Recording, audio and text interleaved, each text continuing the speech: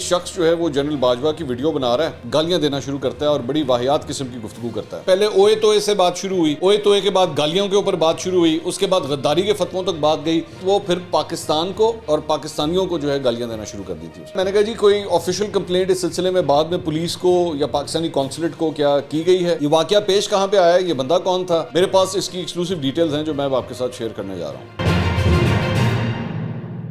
السلام علیکم ناظرین, میں ہوں منصور علی خان. اپنے ڈیجیٹل چینل پہ آپ کو خوش آمدید کہوں گا. ناظرین, اس ویڈیو میں کچھ ایکسکلوسیو ڈیٹیلز ہم آپ کے ساتھ شیئر کریں گے. پچھلے چند گھنٹوں کے اندر ایک ویڈیو وائرل ہوئی ہے سوشل میڈیا کے اوپر, اور اس کا تعلق ہے سابق آرمی چیف جنرل باجوہ سے. اس ویڈیو کے اندر بیسکلی جو لوگوں نے دیکھی ہے اب تک, اس کا بیک گراؤنڈ کیا ہے وہ میں آپ کے ساتھ شیئر کرتا ہوں. بیسکلی اس کے اندر دیکھا جا رہا ہے کہ ایک شخص جو ہے وہ جنرل باجوہ کی ویڈیو بنا رہا ہے, ساتھ ان کی اہلیہ بھی جو ہیں وہاں پہ موجود ہیں, اور اس کے بعد وہ شخص پہلے کچھ گفتگو کرتا ہے اور اس کے بعد گالیاں دینا شروع کرتا ہے اور بڑی واہیات قسم کی گفتگو کرتا ہے. یہ واقعہ پیش کہاں پہ آیا ہے؟ یہ بندہ کون تھا؟ میرے پاس اس کی ایکسکلوسیو ڈیٹیلز ہیں جو میں اب آپ کے ساتھ شیئر کرنے جا رہا ہوں. بیسکلی جنرل باجوہ جو ہیں وہ آج کل چھٹیوں پہ ہیں, اور جس شہر میں یہ واقعہ پیش آیا ہے یہ فرانس کا ایک چھوٹا سا شہر ہے جس کا نام ہے اینسی. وہاں پہ جنرل باجوہ اپنی فیملی کے ساتھ گئے ہیں, اور صرف اس کے اندر ان کی اہلیہ ساتھ نہیں ہے بلکہ ان کا چھوٹا بیٹا اور ان کی بہو بھی ان کے ساتھ ہیں. تو یہ اینسی جو ہے یہ بالکل ایک سی سائڈ مطلب شہر ہے چھوٹا سا. یہاں پہ وہ اور بھی بڑی خوبصورت جگہ ہیں, تو بلکہ سی نہیں ہے, اٹس اے لیک. تو لیک کے آس پاس یہ بڑا خوبصورت شہر ہے, وہاں پہ یہ گئے ہوئے ہیں. تو ان کا چھوٹا بیٹا اور بہو وہ بھی ان کے ساتھ وہاں پہ موجود تھے. یہ جس جگہ پہ جنرل باجوہ اپنی اہلیہ کے ساتھ بیٹھے ہوئے ہیں, بیسکلی اس وقت ان کا بیٹا اور ان کی جو بہو ہیں وہ گاڑی لینے کے لیے کار پارک کی طرف گئے, اور جب اس کے بعد اس شخص نے دیکھا کہ یہ دونوں جو ہیں وہاں پہ اکیلے بیٹھے ہوئے ہیں, تو یہ وہاں پہ آگے آیا اور اس نے آ کے اس طرح یہ ویڈیو پہلے بنانا شروع کی. اچھا, اس کے اندر انٹرسٹنگ بات یہ ہے کہ میری جو بات ہوئی ہے اس کے اندر انٹرسٹنگ بات یہ ہے کہ یہ جو کچھ بھی یہ گفتگو کر رہا ہے, اس نے ایکچولی پہلے تقریباً 20-25-30 سیکنڈ جو ہے وہ گفتگو وہیں پہ کی ہے. بعد میں اس نے ایڈٹ کر کے وہ آڈیو کا پورشن جو ہے وہاں پہ لگایا ہے. ایکچولی یہ سب کچھ اس وقت وہ جنرل باجوہ کے سامنے نہیں بول رہا تھا, یہ بعد میں اس میں بہت سی چیزیں جو ہیں وہ اس نے اس کے اوپر ایڈٹ کر کے آڈیو جو ہے وہاں پہ میچ کی ہے. اس وقت جب یہ سب کچھ ہو رہا تھا تو اس کے اندر جنرل باجوہ کی جو اہلیہ ہیں انہوں نے جب اس نے یہ بدتمیزی اور گالیاں دینا شروع کی, تو جنرل باجوہ کی اہلیہ نے ان کو کہا کہ آپ اسے اگنور کریں. کیونکہ شروع میں اگر آپ نوٹ کریں تو اس وقت جنرل باجوہ جو ہے ان سے کہتے ہیں کہ بھائی میں اب آرمی چیف نہیں ہوں. تو کیونکہ وہ اپنا غصہ نکال رہا تھا. اب مجھے جو پتہ لگا ہے وہ یہ ہے کہ جو پورشن اس نے ایکچولی ایڈٹ کیا ہوا ہے, جب وہ گالیاں دینا شروع کرتا ہے تو جو پورشن اس نے ایڈٹ کیا ہے تو اس وقت وہ پھر پاکستان کو اور پاکستانیوں کو جو ہے گالیاں دینا شروع کر دی تھی اس نے. لیکن اب مجھے یہ نہیں پتا کہ یہ جو کلپ ہے اس میں جو پورشن ایڈٹ کر کے ڈالا گیا ہے وہ اسپیسیفک صرف جنرل باجوہ سے ریلیٹڈ ہے, لیکن وہ اس وقت ایکچولی جو گالیاں دے رہا تھا اس میں اس نے پاکستان اور پاکستانیوں کو بھی جو ہے برا بھلا اس کے اندر کہا, لیکن وہ پورشن ظاہری بات آپ کو سنائی نہیں دے رہا. یہ وہ اکاؤنٹ ہے جو جنرل باجوہ نے نریٹ کیا ہے کہ یہ واقعہ اس طرح پیش آیا. اب ان کی جو اہلیہ ہیں انہوں نے اس وقت ان کو یہ کہا کہ جی آپ اس کو اگنور کریں, آپ اس کی طرف دیکھیں ہی نہ, بالکل اگنور کر دیں اس بات کو. ویری گریشیس آف ہر, کیونکہ ظاہری بات ہے کہ کوئی بھی اس طرح آپ اپنی اہلیہ کے ساتھ اگر بیٹھے ہوں اور اس طرح کوئی آ کے مغلظات بکنا شروع کر دے تو انسان کو غصہ آتا ہے. وہاں پہ بلکہ یہ شخص خود بھی بعد میں وہ جو آڈیو اوپر ڈالی ہوئی ہے اس کے اندر وہ کہتا ہوا بھی سنائی دے رہا ہے کہ جی میرے پیچھے پولیس کھڑی ہوئی ہے, ورنہ میں جنرل باجوہ کے اوپر حملہ کر دیتا یا میں ان کے اوپر اٹیک کرتا. تو ایسا کچھ نہیں ہوا. وہ جب یہ سارا کچھ ہو گیا, جنرل باجوہ وہاں سے کھڑے ہوئے اور کھڑے ہو کے اس جگہ سے جو ہے وہ آگے چلنا شروع ہو گئے. میں نے پتہ کروایا, میں نے کہا جی کوئی آفیشیل کمپلینٹ اس سلسلے میں بعد میں پولیس کو یا پاکستانی قونصلیٹ کو کیا کی گئی ہے؟ تو انہوں نے کہا نہیں, کوئی ایسی آفیشیل کمپلینٹ جو ہے وہ لانچ نہیں کی گئی, بلکہ وہاں پہ انہوں نے جائزہ بھی لیا. انہوں نے کہا کہ وہاں پہ اس وقت کوئی کیمراز وغیرہ بھی نہیں لگے ہوئے تھے کہ کسی اور کیمرے سے جو ہے یہ ساری فوٹیج ریکارڈ کی جاتی, بلکہ اس وقت جنرل باجوہ نے یہ سوچا بھی کہ اس شخص کی وہ بھی ویڈیو بنانا شروع کر دیں, لیکن اس طرح معاملہ اور زیادہ انسٹیگیٹ ہو جانا تھا. تو اس لیے انہوں نے اس کی ویڈیو نہیں بنائی اور ہی سمپلی واکڈ آف. اب دو چار چیزیں ہیں اس کے اندر. یہ اس سارے واقعے کے بعد میں جو آبزرو کر رہا تھا سوشل میڈیا کے اوپر جو باتیں ہو رہی تھیں, اس میں ایک تو ہے پاکستان تحریک انصاف کے سپورٹر جن کو آبویسلی جنرل باجوہ کے اوپر بہت غصہ ہے, اور وہ غصہ تو پچھلے 1.5 سال سے چل رہا ہے آبویسلی کہ جی جنرل باجوہ نے جو ہے وہ ہماری حکومت گرا دی, اور جنرل باجوہ نے جو وہ اپنا ایک نریٹو بلڈ کرتے ہیں. ان کو اس بات کا نہیں پتا کہ بیسکلی یہ شخص وہاں پہ کھڑا ہو کے جو ہے وہ کوئی جنرل باجوہ کو نہیں بلکہ پاکستان کے ایک فارمر آرمی چیف کو اور پاکستان کو جو ہے وہ برا بھلا کہہ رہا تھا. He was just one of those idiots جو بیسکلی پاکستان کے اگینسٹ جو ہے وہ اتنی نفرت رکھتا تھا. تو اس نے چونکہ ایک ایسے شخص کو دیکھا جس کو وہ پہچانتا تھا, ورنہ ظاہری بات ہے راہ چلتے کسی پاکستانی کے ساتھ تو وہ اس طرح کی کنفرنٹیشن کر نہیں سکتا. ایک ایسے شخص کو اس نے دیکھا جس کو وہ جانتا تھا, تو اس نے کہا چلو جی میں یہیں پہ جا کے اپنی جو بھی ذہنی گندگی ہے وہ میں یہاں پہ جا کے نکالوں. تو یہ اچھا ہوا کہ جنرل باجوہ نے آگے سے ریاکٹ نہیں کیا, ورنہ the whole situation could have become very ugly. اچھا پھر اس کے بعد تو پاکستان تحریک انصاف کے جو لوگ اس کو ایکچولی بہت زیادہ شیئر کر رہے ہیں, اور وہ مطلب وہ میں کئی لوگوں کے میں دیکھ رہا جی ہمیں بڑا سکون آیا ہے یہ جنرل باجوہ کے ساتھ سب کچھ ہوا ہے. یہ جنرل باجوہ کے ساتھ نہیں ہوا, یہ آپ کے ایک فارمر آرمی چیف کے ساتھ ہوا ہے, اور یہ ایک پاکستانی کے ساتھ ہوا ہے. سب سے امپورٹنٹ بات یہ.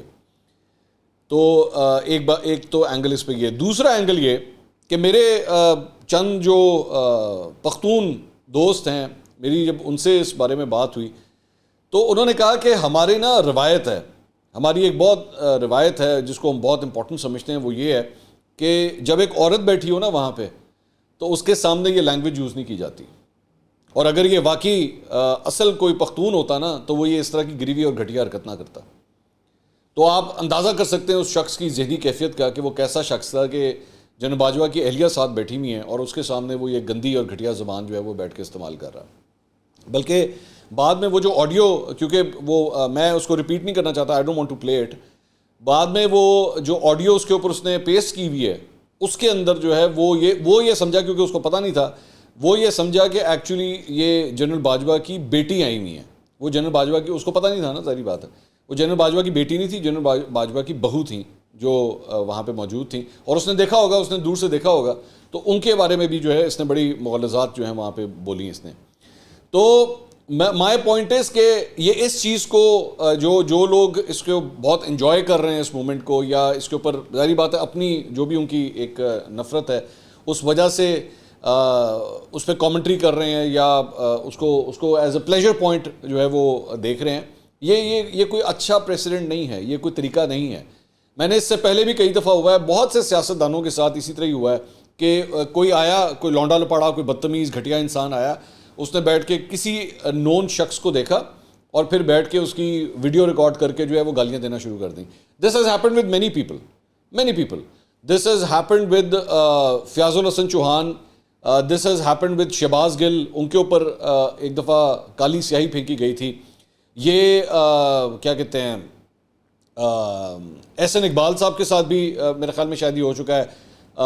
اس کے ساتھ ساتھ احسن اقبال صاحب کے ساتھ تو ادھر میکڈونلڈ کے اندر ہوا تھا, تو اور بھی مطلب اسحاق ڈار صاحب کے ساتھ ہو چکا ہے, حامد میر صاحب کے ساتھ ہو چکا ہے, ایون ان کے ساتھ بھی ایک دفعہ ایئرپورٹ کے اوپر جو ہے وہ اس طرح کی حرکت ہوئی تھی کہ کوئی بھی آیا, اس نے ہاتھ میں کیمرہ پکڑا ہوا تھا, فون پکڑا ہوا تھا, اور گالیاں دینا اس نے شروع کر دی.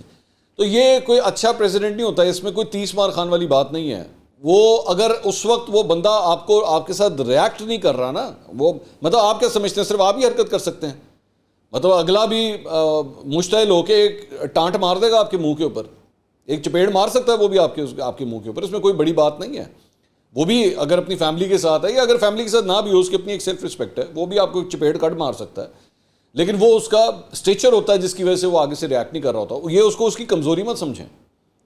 میں وہ تمام لوگ جن کے ذہنوں میں یہ چیز ہوتی ہے نا کہ جی اسی بیٹھ کے اس طرح جاواں گے اور دیکھو جی ہم نے بیٹھ کے یہ یوں کر کے کیمرہ آن کر لیا, ویڈیو بنا لی اور ہم نے گالیاں دینا شروع کر دی, کوئی مشکل کام نہیں ہے, کوئی مشکل کام نہیں ہے. 1 منٹ میں گربان آپ کا پکڑنا اور چپیڑ پڑ جانی آپ کو, اس میں کوئی فرق نہیں پڑتا.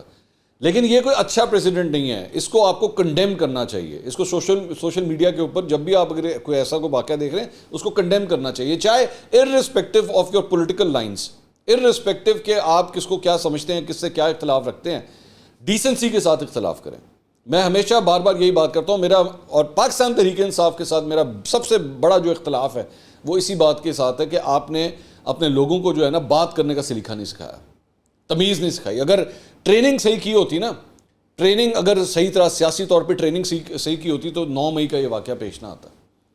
क्योंकि करते गए एक एक करके हर स्टेज अबूर करते गए कि यार चलो पहले ओए तोए से बात शुरू हुई, ओए तोए के बाद गालियों के ऊपर बात शुरू हुई, उसके बाद गद्दारी के फतवों तक बात गई, उसके बाद कुफर के फतवों तक बात गई, उसके बाद हम हाथ तोड़ देंगे, हम टांग तोड़ देंगे, फिर बात यहाँ तक आई और अल्टीमेटली आपने फैसला किया कि जी हम कोर कमांडर हाउस की दीवार टप जाएंगे।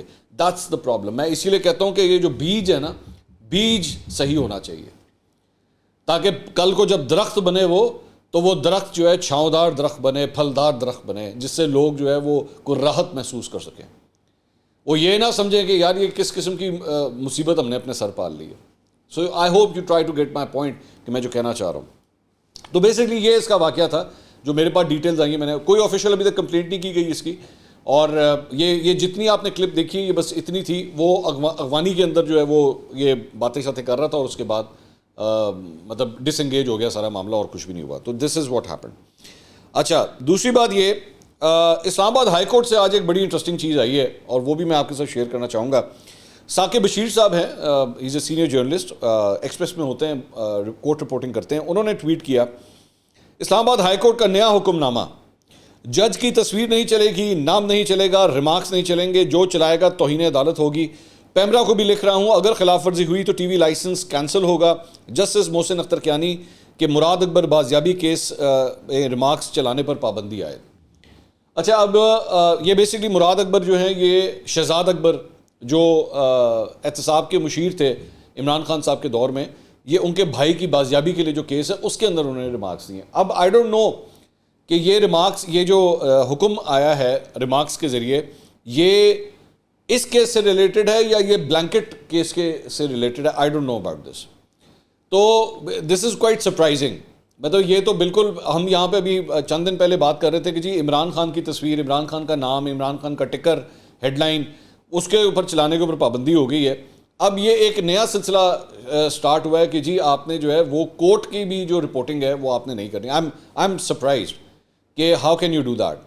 मतलब ये तो बिल्कुल ही आपका आर्टिकल 19 जो फ्रीडम ऑफ स्पीच की बात करता है, वहाँ पे अगर जर्नलिस्ट खड़े हैं वो बैठ के रिपोर्ट कर रहे हैं, तो ये किस तरह पॉसिबल होगा कि आपने तस्वीर नहीं चलानी, आपने रिमार्क नहीं चलाना, आपने ये नहीं करना।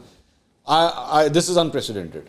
मेरी समझ से बाहर है कि किस तरह का, और मतलब इसके ऊपर भी मैं देख रहा हूँ सोशल मीडिया पे बहुत कमेंट्री हो रही है कि ये किस किस्म का हुक्मनामा जो है वो दिया गया है।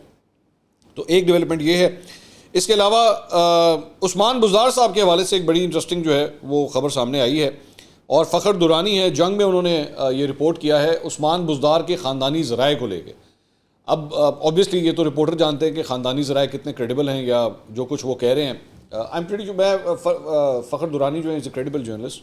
तो ये ख़ानदानी ज़राए को लेके जो उन्होंने ख़बर दी है, मैं आपके सामने रख देता हूँ ताकि आपको पता हो कि उसमें क्या कहा गया है।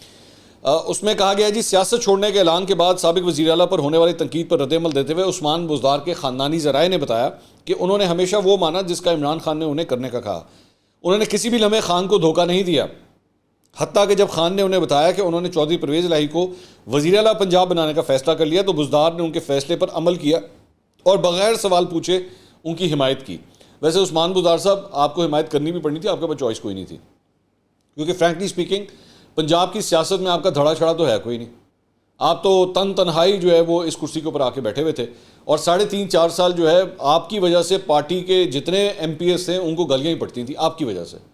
तो आप ये कोई चॉइस नहीं थी आपके पास कि आप उसके ऊपर एक्चुअली कोई रेजिस्ट भी कर सकते।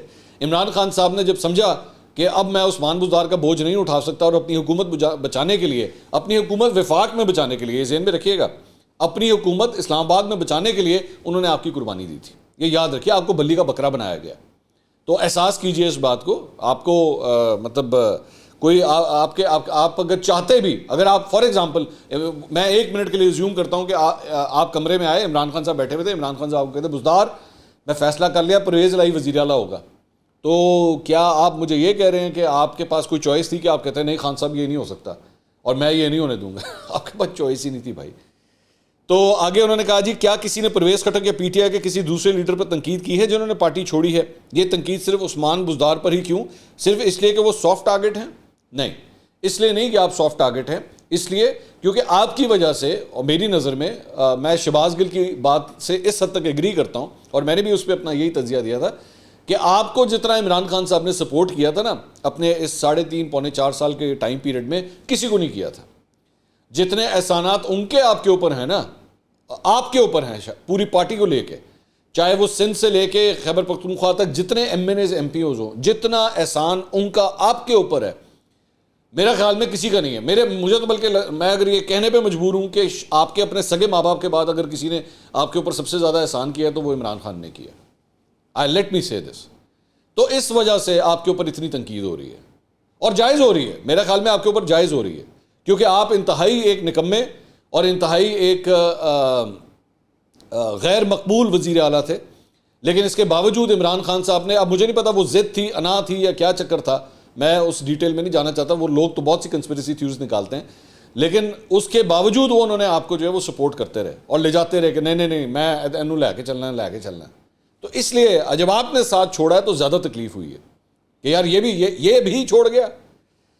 آگے کہتے ہیں جی، گزشتہ 14 ماہ کے دوران ہم پنجاب کے مختلف شہروں میں سیاسی تشدد کا شکار رہے ہیں اور مقدمات کا سامنا کر رہے ہیں، لیکن اس کے باوجود ہم عمران خان کے ساتھ کھڑے ہیں. پارٹی کا ایک بھی رکن عثمان بزدار کے ساتھ کھڑا نہیں ہوا اور نہ ہی ان کی سماعتوں پر عدالتوں میں ان کے ساتھ گیا. ہم نے کبھی شکایت نہیں کی اور سابق وزیر اعلیٰ نے اکیلے ہی تمام مقدمات کا ذاتی طور پر سامنا کیا. تو بھائی آپ اکیلے ہی حکومت کر رہے تھے، اب اکیلے ہی سامنا کریں گے، ظاہری بات ہے.